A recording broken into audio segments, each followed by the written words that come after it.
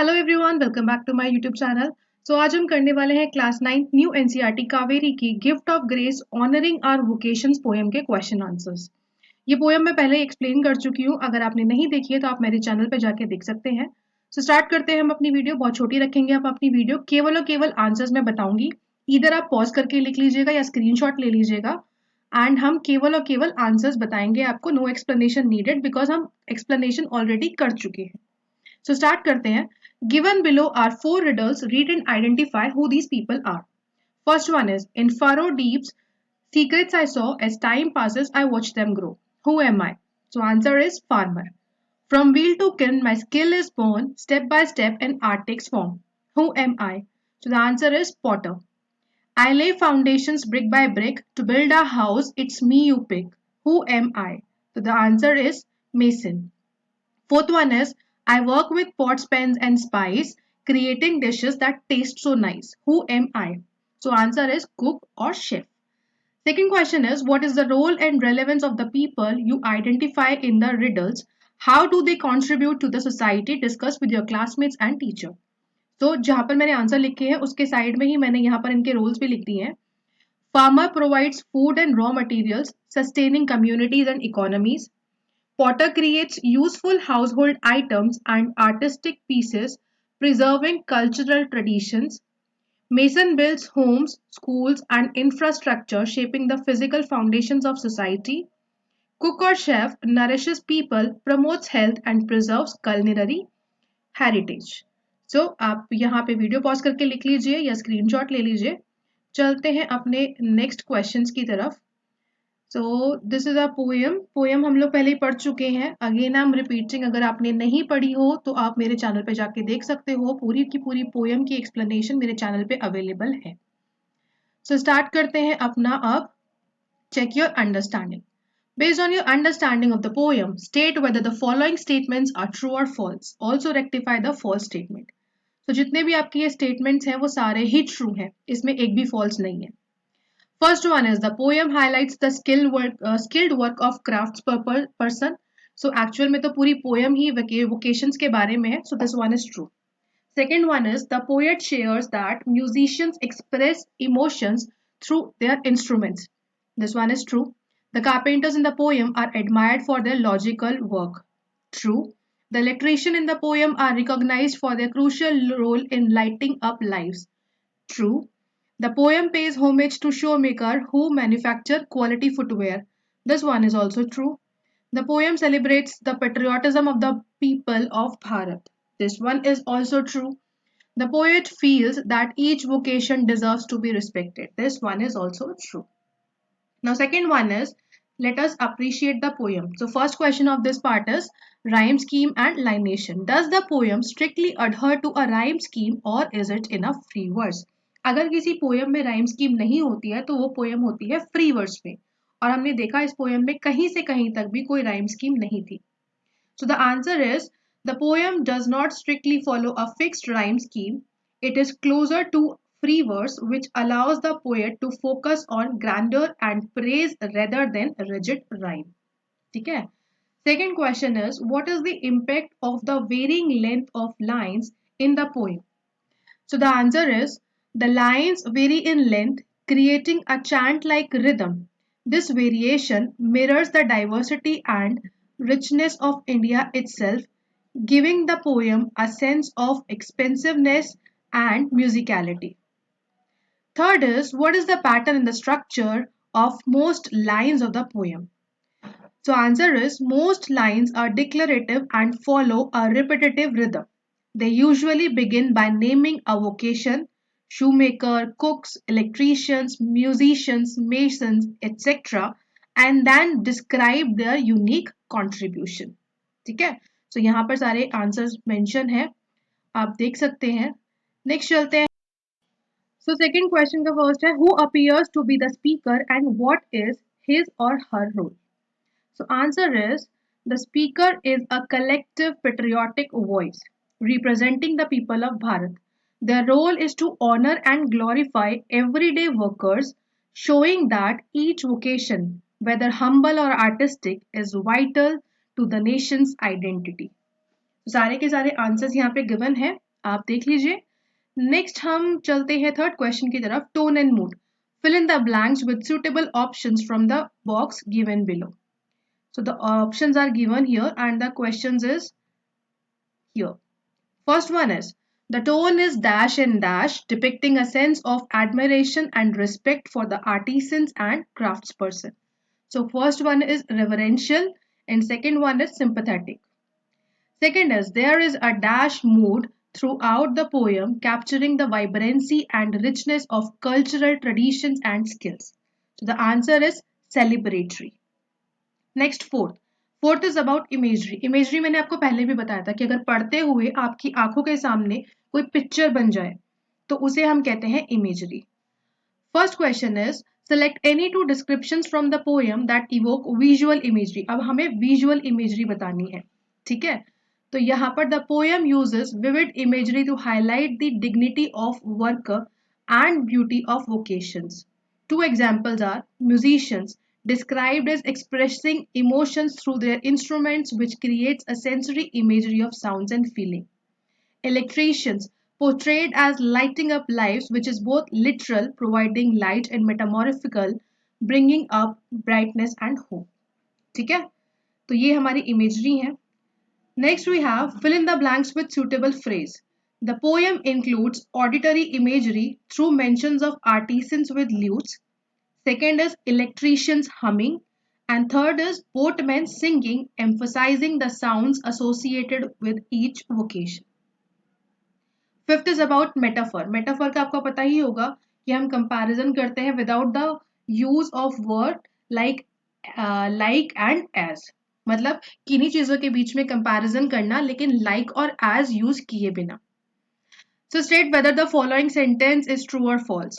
The mention of delicious singing of the cook is a metaphor because it implies that the quality of the singing is so enjoyable or pleasing that it can be equated to the experience of tasting something delicious. So this is true. यहाँ पर singing को किसी tasty चीज के साथ compare किया गया है। Six is personification. पर्सोनिफिकेशन मतलब जब हम किसी को इंसान वाली क्वालिटीज दे देते हैं, किसी नॉन लिविंग को हम इंसान वाली मतलब नॉन ह्यूमन चीजों को ह्यूमन लाइक क्वालिटी दे देते हैं, तो वो होता है personification. Select the line that tells us that the poet personifies vocation by attributing human-like qualities to them. So the line is, I hear Bharat celebrating the varied vocations I hear. Seventh is repetition. Repetition मतलब किसी line का बार बार repeat होना, बार बार उसका दोहराया जाना। Why might the poet have begun and ended with the same line, I hear Bharat celebrating the varied vocations I hear? So the answer is, the poet begins and ends with the same line, I hear Bharat celebrating the varied vocations I hear, to create emphasis and unity. Eighth is alliteration. Alliteration होता है बेटा कि किसी भी alphabet का बार बार repeat होना, ठीक है। जैसे identify the two examples of alliteration from the poem, जैसे लाइटनिंग लाइव्स, ठीक है, एल एल। अब ये जो फर्स्ट वाला है डिलीशियस सिंगिंग, इसमें एक वर्ड मिसिंग है और वो वर्ड क्या है वो आप मुझे बताएंगे। डिलीशियस सिंगिंग मैंने लिख दिया है कि रिपीटिशन ऑफ एस साउंड है, यानी एस का ही एक वर्ड इसमें मिसिंग है, तो वो आप मुझे बताओगे क्या है। नेक्स्ट है सिंबोलिज्म।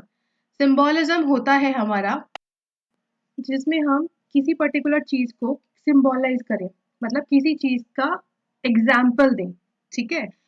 जैसे each occasion in the poem symbolizes the dignity of labor and cultural richness of Bharat. For example musicians जो है वो सिंबल है इमोशनल एक्सप्रेशन का, कारपेंटर्स जो है वो सिंबल है क्रिएटिविटी का, इलेक्ट्रीशियंस है वो सिंबल है लाइट और प्रोग्रेस का, and together they represent the collective strength and pride of nation. अब एलिट्रेशन वाले में दो एग्जाम्पल पूछे थे, तो एक तो मैंने बता दिया था लाइटनिंग और लाइव्स, एल और एल रिपीट हो रहा है। दूसरा एग्जाम्पल है शोर सेलिंग सिंगिंग, इसमें एस एस एस। तो जब किसी वर्ड का पहला अल्फाबेट बार बार रिपीट होता हो तो वो जो फिगर ऑफ स्पीच होती है उसे हम कहते हैं एलिट्रेशन, ठीक है। अब आते हैं अपने क्वेश्चन आंसर्स की तरफ। अपना ये एक्सट्रैक्ट जो है वो आप खुद ही पढ़ लेना, मैं केवल आपको क्वेश्चन आंसर्स कराती हूँ। The poet says that the shoemaker affirmed the quality of their work. What does affirm refer here? So इसका आंसर है to declare with confidence. Okay. Second question is what do quality shoes help with according to the poet? So answer यहाँ पर है इसका according to the poet quality shoes help the feet to walk, dance, run, jump and return home safely and comfortably. They support all kinds of human activity and movement. Third question is what does return home symbolize besides the literal act of returning? So answer is beside the literal act of going back home, return home symbolizes pehla rest and comfort after hard work and second security and belonging showing that the shoemaker's work enables people to complete their journeys and return to their families. Fourth is identify the phrase that tells us that every worker's contribution is distinct. So answer is the phrase each celebrating what belongs to them and to none else shows that every worker's contribution is unique and cannot be replaced by another. Fifth is complete the following with suitable words.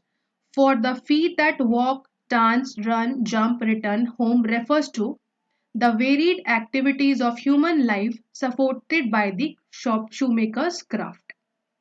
सो यहाँ पर हमारा ये वाला portion खत्म होता है. अब हम चलते हैं अपने मेन क्वेश्चन आंसर्स की तरफ. तो हमारे पास है 6 क्वेश्चंस. ठीक है, 4 तो ये रहे एंड 2 हमारे पेज नंबर 63 पे है, 2 हमारे ये रहे. सो मैं आपको इसके आंसर्स भी बता देती हूँ. स्टार्ट करते हैं.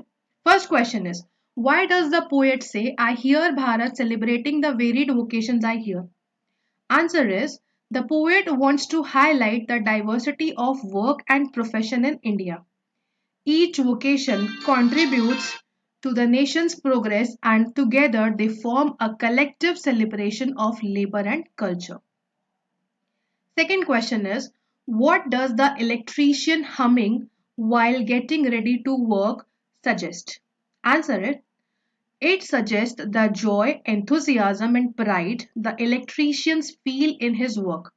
The humming conveys that every routine task can be approached with cheerfulness and dignity. Coming towards our third question is explain the significance of the line the voice of their vocation is the voice of their identity. The answer is this means that a person's work is not just a livelihood but a reflection of who they are. Vocation shapes identity, self-worth and cultural belonging.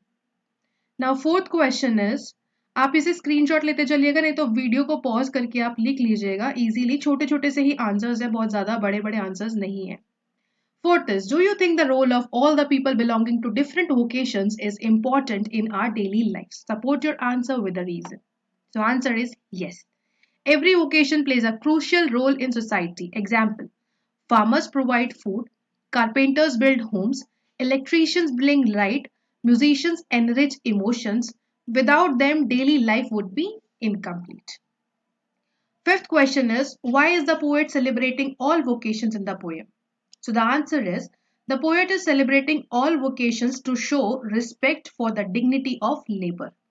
By celebrating shoemakers, cooks, masons, musicians, electricians, the poet reminds us that every profession contributes uniquely to the nation's well-being.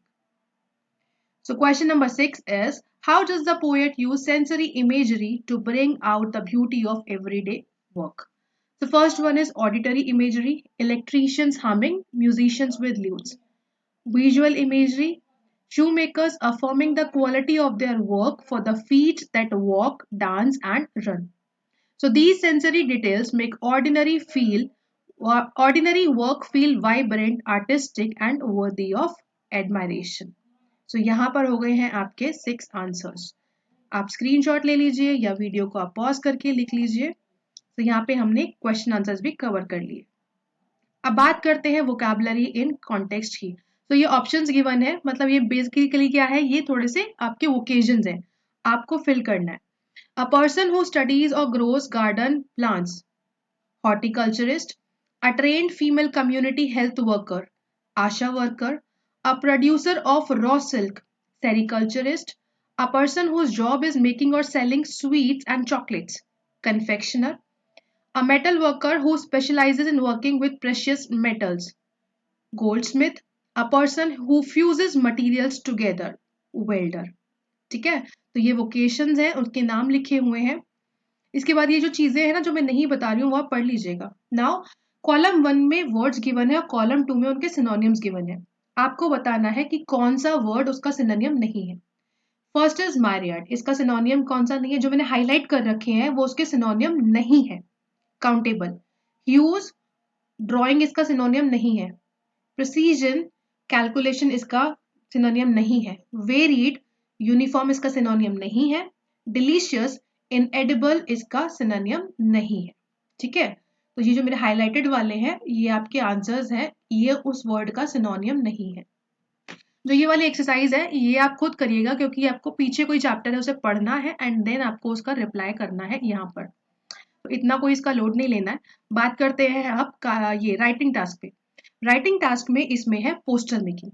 अब आप देखो poster making का आपका पूरा का पूरा, मैं आपको थोड़ा छोटा करके दिखाती हूँ।